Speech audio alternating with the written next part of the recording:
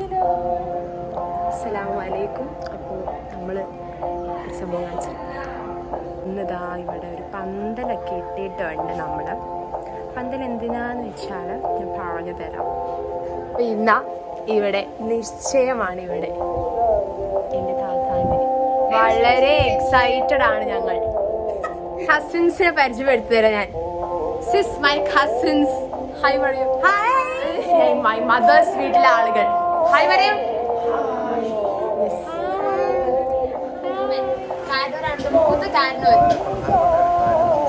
അതെ, ഇപ്പൊ പറ്റില്ല, സോറി. ഇവിടെ തീരെ സ്ഥലമില്ലാത്തോണ്ട് എല്ലാരും കുത്തി തിരികെ നിക്കണം അവിടെ.